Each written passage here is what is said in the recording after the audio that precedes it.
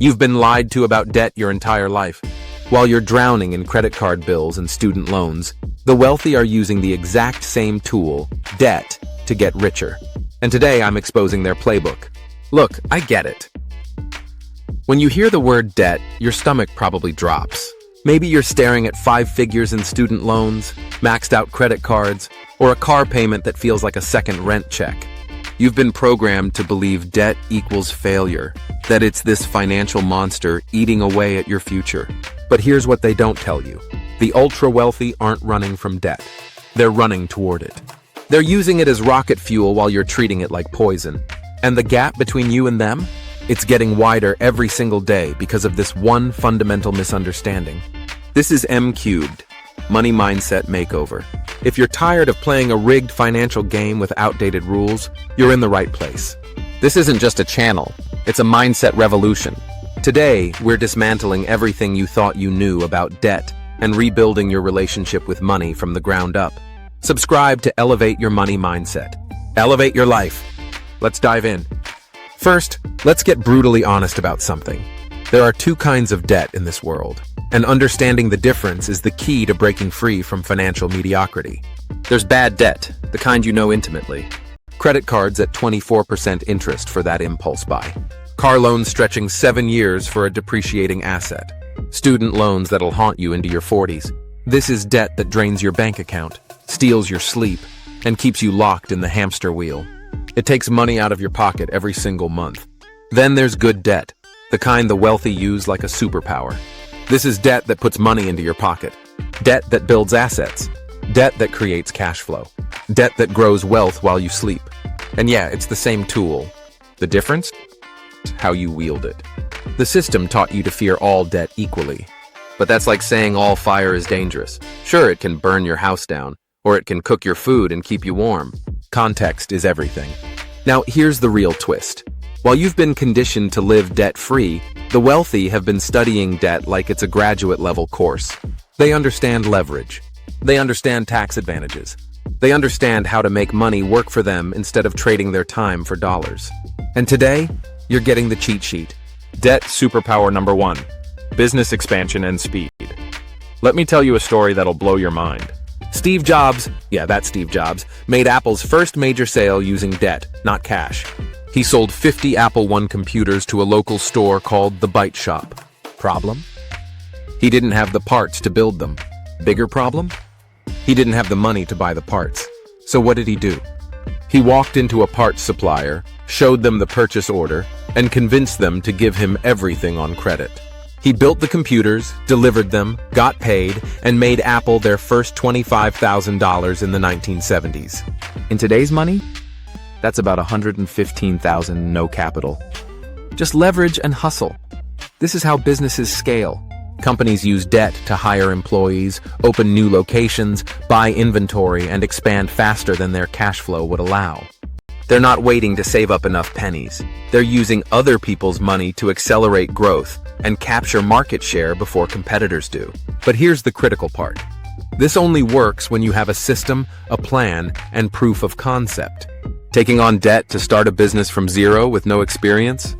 That's a fast track to disaster. But using debt to amplify something that's already working?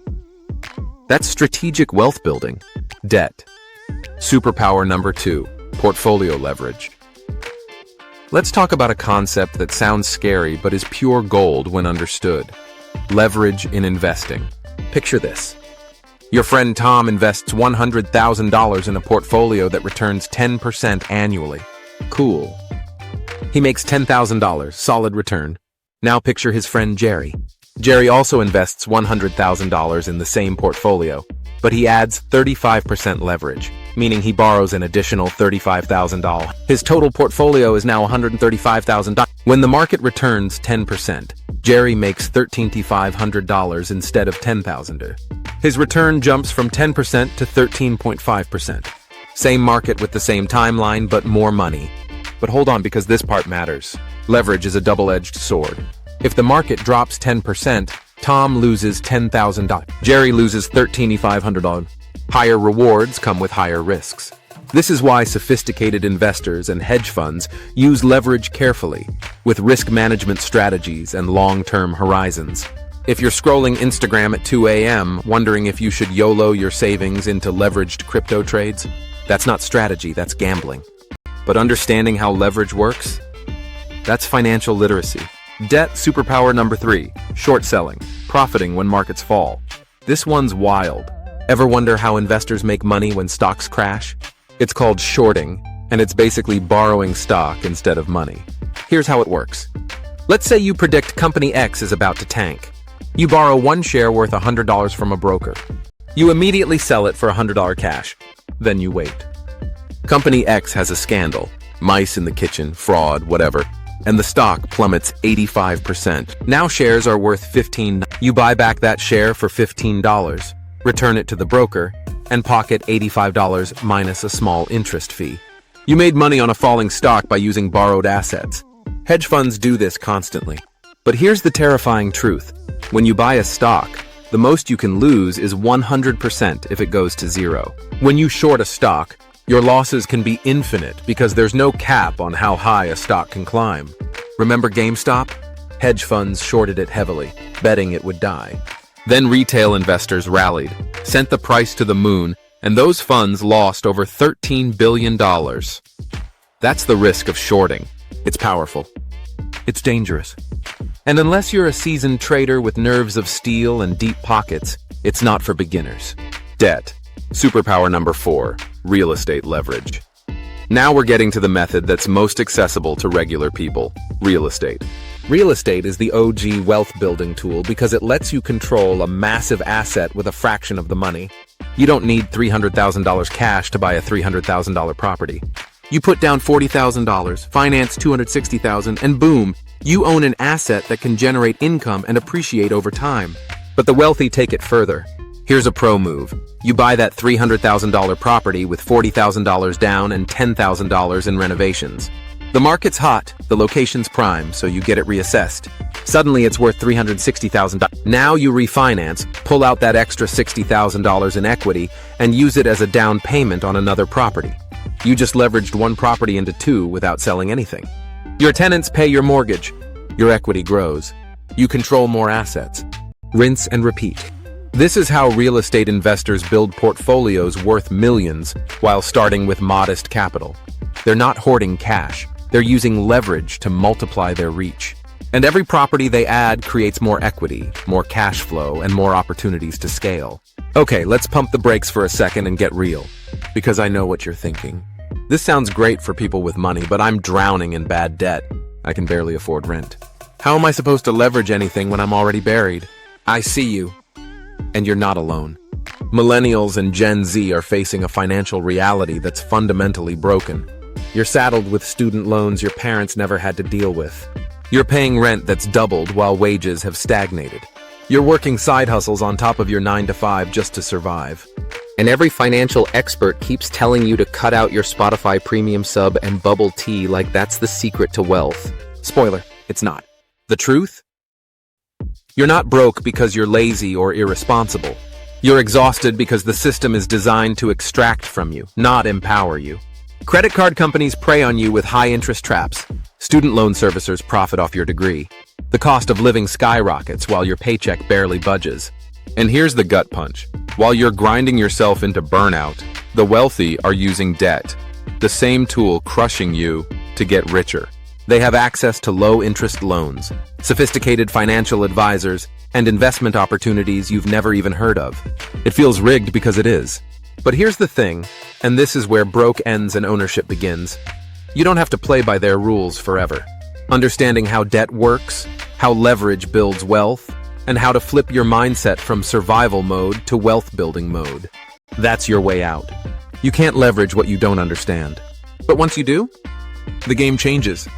Have you or someone you know been crushed by bad debt or learned to flip the script and use it strategically? Drop your story in the comments. Your experience might be the breakthrough someone else needs to hear M-Cubed family. Now let's get to the methods that sound like loopholes but are 100% legal and wildly effective. Debt superpower number 5, financing at low interest while investing. This one flips conventional wisdom on its head. Ready? Sometimes it's smarter to borrow money than to pay cash, even if you have the cash. Let's say you want to buy a $50,000 car, and you've got $50,000 sitting in your bank account. The dealership offers you financing at 2% interest. Most people think, I'll just pay cash and avoid debt. But what if you took that loan and invested your $50,000 in the stock market instead, where historically you'd average around 10% annual returns? Over 5 years, your car loan costs you about $2,583 in interest. But your $50,000 investment grows to around $8,525. That's a profit of nearly $28,000, made possible because you chose strategic debt over depleting your capital. The wealthy understand this. They finance everything they can at low rates and invest the difference at higher rates. They use other people's money to maintain liquidity and maximize growth. Meanwhile, the average person is taught to avoid debt at all costs, even when avoiding it costs them more. This is the mindset shift. Debt isn't the enemy. Expensive, poorly structured debt is. Low interest, strategic debt? That's a tool. Debt superpower number 6, the buy, borrow, die strategy, tax avoidance. All right, buckle up. This last one is how the ultra-wealthy stay ultra-wealthy. And it's borderline infuriating if you're not in the club. Here's the setup. Let's say you've built a $30 million real estate portfolio. You want to retire and enjoy life. Traditional advice says sell a property, cash out, live off the profits. But if you sell a property for a $10 million profit, you're about to get demolished by taxes. Federal capital gains tax, $2.3 million, California state tax, another $1.3 million. Your $10 million profit just became $6.2 million. Almost 40% went to the government. That's brutal. So here's what the wealthy do instead. They don't sell, they borrow. They take out a $10 million loan using their $30 million portfolio as collateral. And here's the magic. Debt isn't income, it's not taxable. So they enjoy their millions completely tax-free. But wait, you're thinking, don't they have to pay it back? Yes. But they don't. Their heirs do, and here's where it gets wild. When they die, their assets pass to their kids using something called the step-up basis. This tax loophole resets the asset's value to the current market price. So if they bought property for $100,000 and it's now worth $400,000, normally they'd owe taxes on that $300,000 gain. But with step-up basis, their kids inherit it at $400,000. And if they sell at that price, there's zero taxable gain. The kids sell the assets, pay off the debt, and keep the rest. No taxes. The wealth stays in the family. The cycle continues. This is called buy, borrow, die, and it's how billionaires legally avoid paying taxes while growing their empires generation after generation. Meanwhile, you're paying taxes on every dollar you earn, every dollar you invest, and every dollar you spend. See the difference? So let's bring it home. Debt isn't evil, it's neutral. A tool, really. And like any tool, it can build or destroy depending on how you use it. The wealthy have mastered strategic debt. They leverage it to expand businesses, amplify investments, acquire real estate, optimize taxes, and multiply their wealth exponentially. They understand that control beats ownership, that cash flow beats net worth, and that smart leverage beats grinding yourself into dust. You've been taught to fear debt because bad debt keeps you trapped. High-interest credit cards, predatory loans, buying liabilities you can't afford, that's financial quicksand. But good debt? That's the ladder out. Your mission, if you choose to accept it, is to shift your mindset. Stop seeing all debt as the enemy. Start understanding how leverage works. Learn the difference between assets and liabilities. Build your financial literacy like your future depends on it, because it does. You're not going to become a millionaire overnight. You're not going to leverage your way to wealth if you're buried in bad debt with no strategy. But you can start today by educating yourself, cutting the bad debt, building your credit, and positioning yourself to use leverage when the time is right. The system wants you broke, distracted, and dependent. Don't give it the satisfaction. This is M3 Money Mindset Makeover. You're not just learning about money. You're rewiring your entire relationship with wealth, freedom, and possibility. If this hit home, subscribe and hit that bell so you don't miss what's next. Up next, I've got a game-changing 2-part series on how to ask for that raise you deserve. I went deep on this one. What to say, what not to say, and the exact moves that get results. This might be the most valuable content I've ever dropped on M Cubed. Don't miss these 2 videos, folks. Keep hammering, M Cubed family.